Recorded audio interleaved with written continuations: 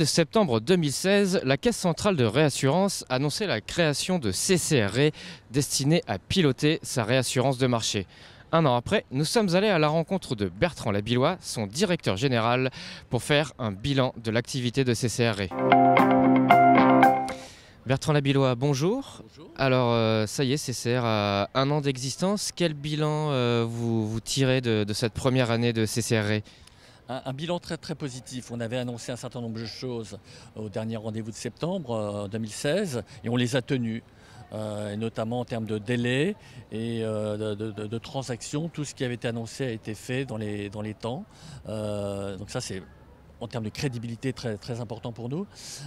Deuxième objectif de satisfaction, c'est la confiance des clients qui nous ont maintenus en très très très grande majorité. On a eu quelques clients qui n'ont pas souhaité poursuivre avec CCRE, mais c'est vraiment très très marginal. Donc deuxième objectif de satisfaction. Et puis le résultat du premier semestre est également très satisfaisant. On est légèrement en avance de phase en termes de chiffre d'affaires, en termes de profitabilité et en termes de solvabilité également. Donc les planètes sont bien alignées. Donc là, aujourd'hui à Monte-Carlo, donc vous allez entamer votre deuxième année.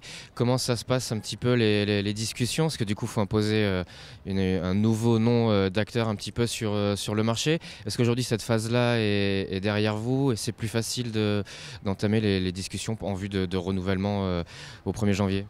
En fait, la vraie surprise pour le coup, ça a été de voir que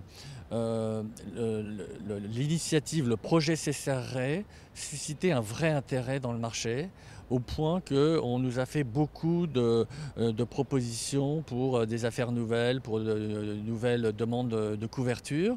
Et donc on n'a pas eu le besoin, d'ailleurs on n'a pas fait beaucoup de publicité, et donc surtout dans le contexte actuel, on ne cherche pas à être agressif au plan commercial parce que les taux restent faibles. Mais vraiment ce qui est très très satisfaisant, c'est effectivement cette attente du marché, cet accueil du marché. Alors justement, dans ce contexte, est-ce que la stratégie, c'est plutôt de se développer sur vos acquis, si je puis dire, ou essayer d'aller se diversifier sur de nouvelles lignes de métier? Et si c'est le cas, lesquelles?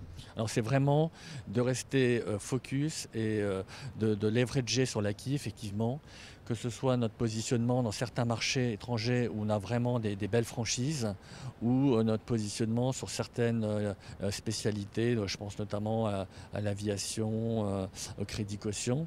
Et à partir de là, essayer de vendre plus de produits, je pense notamment à la réassurance vie, de leverager sur notre franchise commerciale pour développer la réassurance vie dans certains marchés. Et également l'autre objectif, c'est d'améliorer la diversification géographique de notre portefeuille 4 pour limiter la volatilité de nos résultats. Alors justement, un mot sur les 4. On en a forcément beaucoup parlé avec les ouragans Harvey et Irma. Quel commentaire vous pouvez faire sur l'impact que ça pourrait avoir sur le marché des 4 aux États-Unis? Je pense que là, il faut dire qu'on est certainement au point de retournement du marché, parce que les ratios combinés qu'on commence à passer la barre des 100%. On ne peut plus tirer indéfiniment sur les provisions techniques. Et ce qui était anticipé, à savoir que la situation antérieure était possible justement parce qu'on avait, de façon un peu exceptionnelle, un très faible niveau de catastrophe. Aujourd'hui, le monde apparaît tel qu'il est, c'est-à-dire un monde où il y a des catastrophes naturelles de façon assez régulière, alors pas toujours au même endroit, mais et finalement Irma était une piqûre de rappel. Globalement, le marché de l'assurance et de la réassurance s'en sort plutôt bien, parce que ça aurait pu coûter beaucoup plus cher. Et donc ça, c'est une piqûre de rappel pour les cédantes.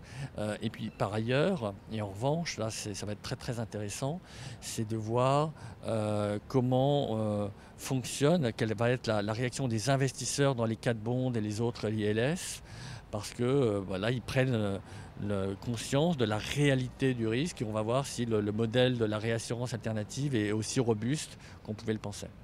Est-ce que ça veut dire que les réassureurs reprennent un peu la main sur les négociations sur ce risque-là par rapport à un marché où ces dernières années c'était plutôt les cédantes qui avaient la main?